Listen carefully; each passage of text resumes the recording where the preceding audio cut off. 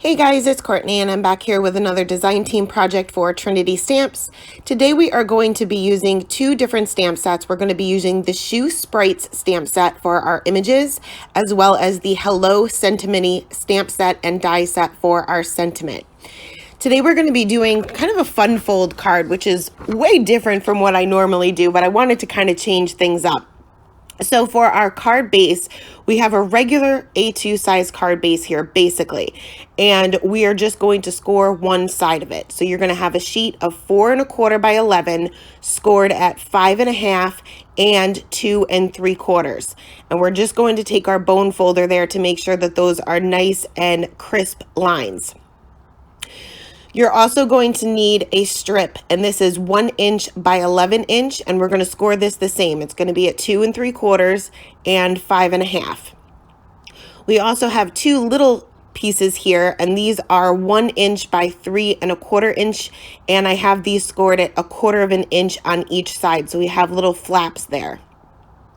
We also need a card panel, and this card panel is 10 1/4 by 4, and we will end up cutting this down, but it's just easier to do all of your ink blending on one.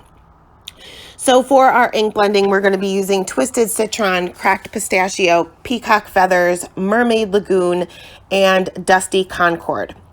And I'm going to be using my Blending Buddy brushes here, also by Trinity Stamps. And the ink blending for this, it's a large panel, so it takes a little bit of time and it takes a lot of re-inking and things like that. But you'll see when I start to do my ink blending, or when I start to lay the ink down, I'm not worried about it blending. So basically all I'm doing is I'm placing down my color for placement only, to make sure that I have enough space for all of my colors, and some colors I'm adding a little bit more of, and I want to make sure that I'm leaving myself enough room, and this will kind of just get the paper saturated a little bit. Distress oxides sit on top of the paper a lot longer than regular dye inks, being these are more hybrid ink. So once they're down, you can kind of move them around a little bit the more ink you have on it, but the paper is only going to take so much ink.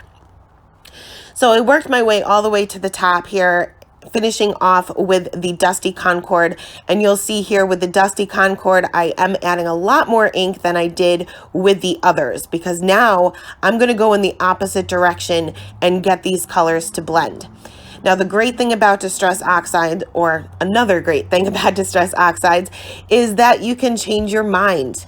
I didn't like this purple. The purple just wasn't going for me. So we're still going to be able to see a little bit of it through because it's a pretty dark color. But because the Distress Oxides are a little bit more opaque than regular dye inks or regular distress inks, I'm just going to take that Mermaid Lagoon and I'm going to cover up that entire area where I had that Dusty Concord. Now you can see that it's starting to shine through a little bit, and I'm okay with that. I just didn't want the full intensity of that Dusty Concord. So next I'm going to go back to that Peacock Feathers and make sure that the Peacock Feathers and the Mermaid Lagoon blend nicely together. You can see that when I'm adding more ink to my blending tool, I'm only doing a little bit at a time. I'm only adding a little bit at a time, just because if you have too much ink sitting on your paper, you're going to leave fingerprints and streak marks and things like that. So sometimes you'll see me literally just tap the blending brush on top of that ink pad and kind of just dab that off onto my scratch piece of paper before putting that to my card panel. Now, because I have so much ink on this card panel now, I don't want to leave fingerprints. So I took two little pieces of Post-it note tape. You can use scrap pieces of paper for this. You can use washi tape. You can use whatever you have. But I'm just going to stick those onto my fingers where I'm actually holding the card panel down, so that way I don't leave those fingerprints on top of that Distress Oxide, which is clearly still wet. It does take some time to dry. So moving back to the Cracked Pistachio and finally the Twisted Citron to get those to blend, and realize that they weren't blending all that well. I could still see a very clear line where the Cracked Pistachio and the Twisted Citron kind of ended, and I wasn't liking that. This is a new combination for me. I've never really tried to blend these before, and note to self, I never will again. But again, because they're a little bit more opaque, I can go back in with that Twisted Citron and just bring that up a little bit further than maybe I intended to, and I got a much better blend. So now that that panel is done, I am going to go ahead and put this aside. This will take a little bit of time to dry because of the amount of ink that we put onto this panel. So I put that aside and we'll move on to the stamping and the coloring. So I am going to be using my Mini Misty here for my larger images because this shoe is quite large. Going to go ahead and line up the shoe, this little girl and the little boy, as well as this little hat that I planned on putting on him, but I ended up changing my mind. And this is a piece of Nina Solar White 80-pound cardstock. I am going to go ahead and stamp these out twice because they are such large images with blackout ink by Ink on 3 because it is a Copic safe ink. And I did leave a little bit of spacing between these images because I do plan on die cutting these out later. So for the smaller images that are in the same stamp set, this will kind of be what builds my scene, I guess you could say. I'm just going to use an acrylic black because I'm going to stamp these multiple times. There are little I guess sections or blades of grass, and there's two different sizes here. So I'm going to use both the large and the small. There are two different flowers that I'm going to be using for my card. I'm going to be using this little daisy as well as this other larger flower here. And finally, I did stamp out the little lawnmower that he will be holding, or that I will be making him hold. So once everything was stamped out, we're going to move on to the coloring, and I'm not going to show you all of the coloring because most of it is pretty repetitive. So we're going to start off with the shoe, and as always, I am going to start off with my lightest color to map out the darkest areas. I'm not really worried about a light source, being I am die cutting these pieces out. Typically when I do that, and I'm not exactly sure where I'm going to place them on my card, I don't really care about a light source. I just keep a center light source. So once my darker areas were mapped out, I'm going to go right in with the darkest color. And I'm using this pretty sparingly. You can see that I'm pretty much just putting a line along those darkest areas. It's going to be where that little roof is hanging over the boot on the left-hand side, along the bottom where the boot meets the sole, I think it is. Is that what it's called, of the shoe? I don't know. But, you know, where it meets the bottom part. And then I'm going to go ahead and blend those areas out a little bit further with the E33. And again, I'm just using straight lines here. I'm not doing any flicking. You certainly can. You'll probably get a little bit better of a blend if you use some flicking motions. Typically, I do that to get a better blend, but these colors blend really nicely together. And I wanted to show you guys that you don't need to master that flick to get good results. So I blended those areas out with the E31, and then I'm going to move back to that lightest color, that E30, and I'm just going to get these areas to blend, and I'm pretty much just keeping that highlight right there in the center of the boot itself. Next, we are going to move on to I'm going to continue calling it the sole of the boot and the little frames of the window and the door. And I'm going to bring in some E20 markers for this. And because these areas are so teeny tiny, I'm not really worried about getting too good of a blend, as long as I have some contrast. The sole is the only real large area, I guess you could say. So my darkest color is the E29, and for this top window here, I'm just adding a little bit of shading to all four corners. For the circle window, I just added a little bit on either side. And for the door frame, I'm just adding a little bit of shading to the base of that, or where that would meet the little porch there. And then just the bottom portion of the shoe. And again, just went in pretty much with a straight line.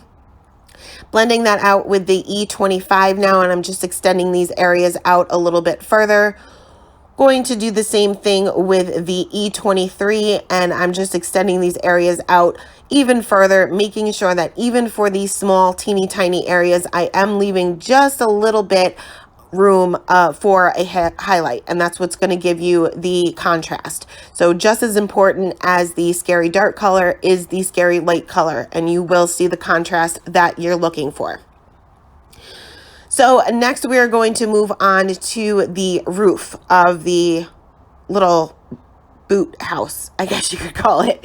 And I'm going to go right in with my darkest color for this one because these are super tiny and I wanted to make sure that I had shading on each and every little one of these little shingles, I guess you could say.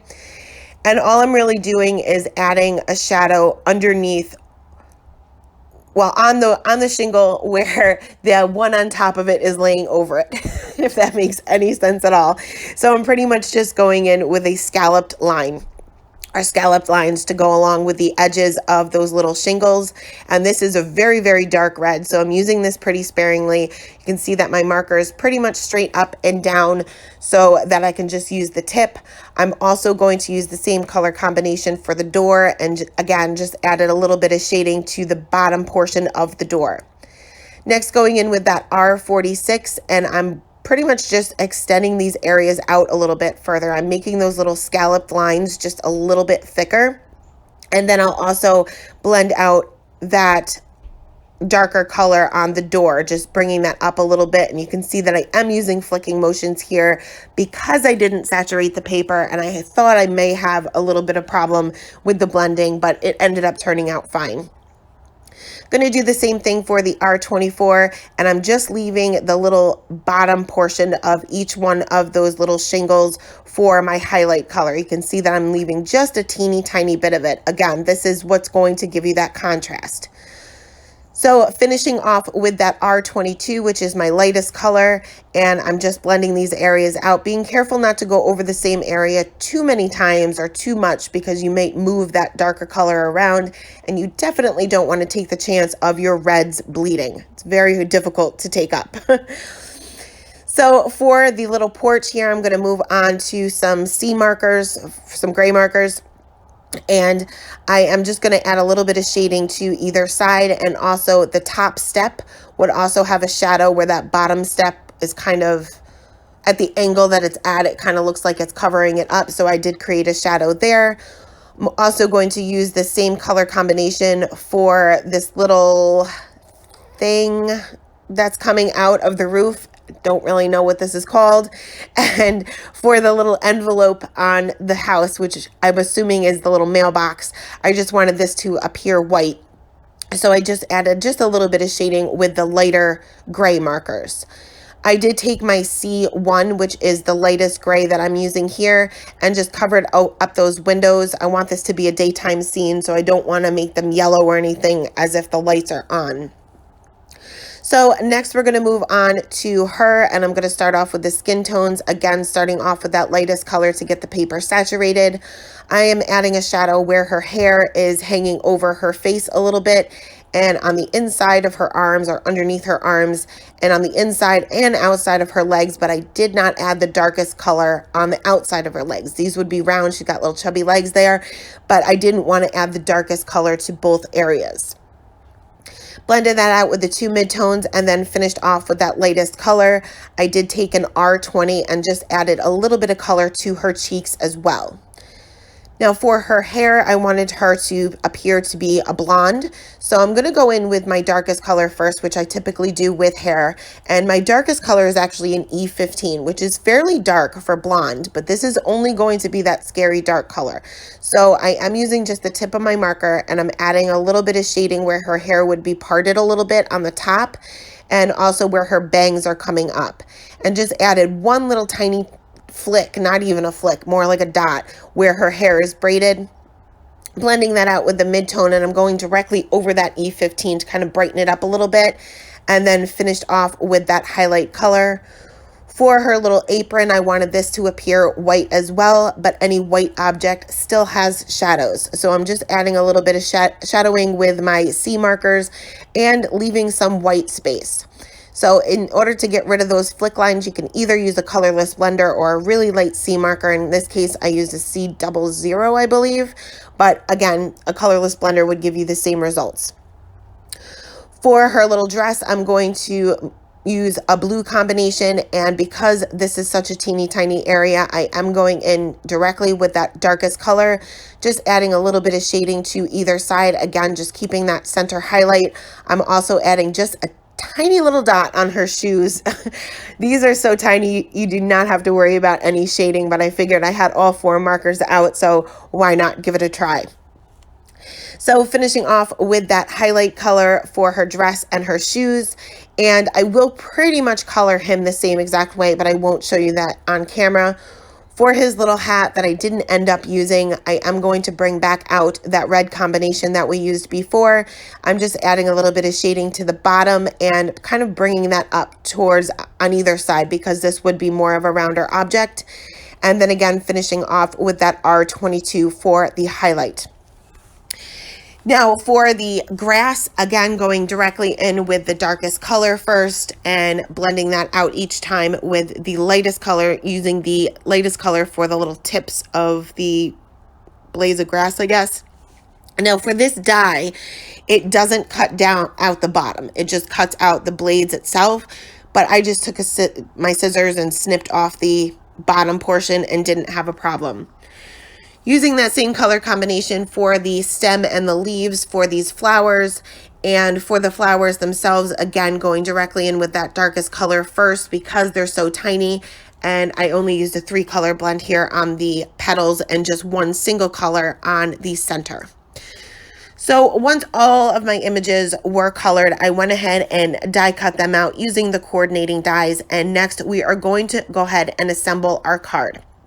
So I'm going to take my ink blended panel here, and I'm cutting this down at 5 1/4 and then 2 1/2, so that I have 1 larger panel and 2 smaller panels that are the same exact size. Now for this little strip here, I didn't want to leave this white. You can leave it white, you can use colored cardstock, but I definitely wanted to add a little bit of color to this.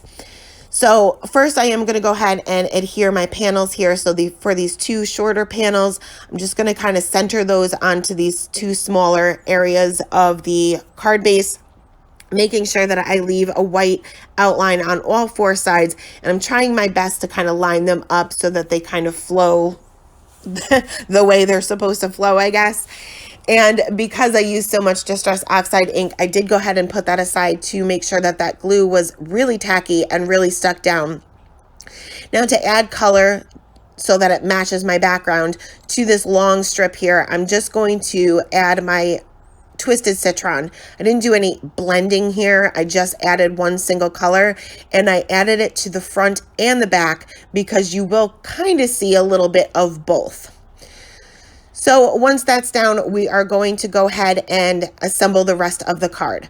So you can see we have the same kind of score lines as we do for the card base, but we're going to flip it backwards. So it's basically going to be opposite. Your score lines are going to be opposite of what your card base is.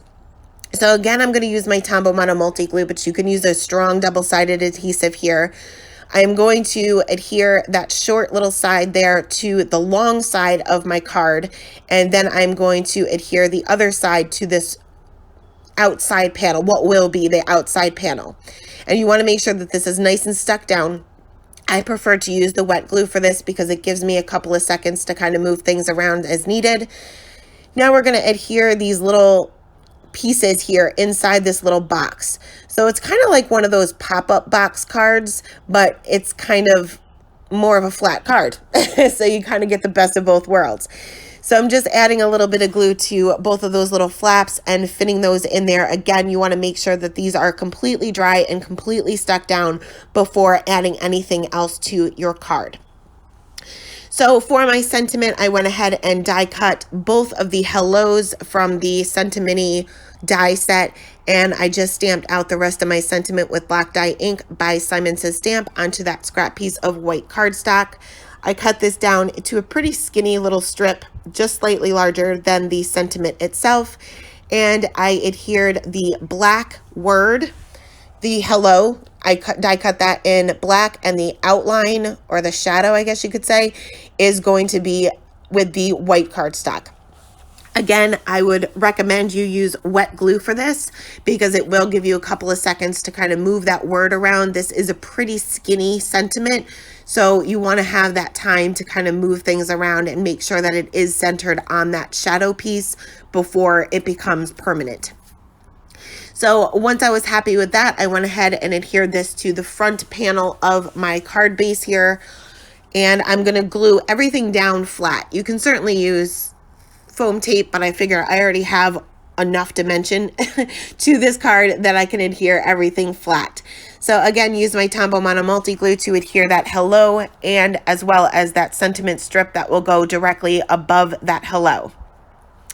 Next, we are going to go ahead and add our images. So I'm going to start off with my largest image here, and I want this to be what you see as soon as you open the card. A little bit of that boot is going to stick out regardless, but I'm okay with that. Again, going to use that Tombow Mono Multi Glue and adhere these flat because I have so much dimension going on. I am also going to add the little lawnmower to his hands, and I prefer, when I'm making a card like this, to adhere all of these little pieces that are going to be together first. So I'm going to use a little bit of that glue to make sure that that lawnmower is in his little hands before I actually adhere him to my card. Going to lay her flat directly next to that little boot, so even when the card is closed, you're going to be able to see her. I wanted to put one of these flowers in her hand, again laid that flat with that same glue, so that when the card is closed, she is what you see, basically. So next, I am going to go ahead and adhere him, and I'm going to adhere him to the back of one of those little flaps that we had put inside that little box there. And next, I am just going to go ahead and fill in my scene. So I'm going to use these little blades of grass as well as these flowers, and I'm pretty much just going to line this entire strip all the way across the entire card with these. You can pop these up. I prefer to lay them flat. I am going to put some of the flowers kind of behind these blades of grass just to add a little bit more, I guess, interest to my little scene here. And when I get to the little box part, or where these images are popped up, I'm going to add just the blades of grass to the front part. So for where that little strip is with that twisted citron, I am going to put the blades of grass there, and then I'm going to add flowers to that second little strip that we added inside, in between the grass and this little character guy, if this makes any sense to you guys. So that is it. That is the card for today. It does fit in an A2 size envelope. You will probably need additional postage because it is so bulky, but it is lots of fun. It is a scene when it's closed, and it's an even bigger scene when it's open. So I hope this was helpful for you guys. I will leave all of the supplies that I use listed in the description box below. Thanks so much for stopping by, and have a great day. Bye.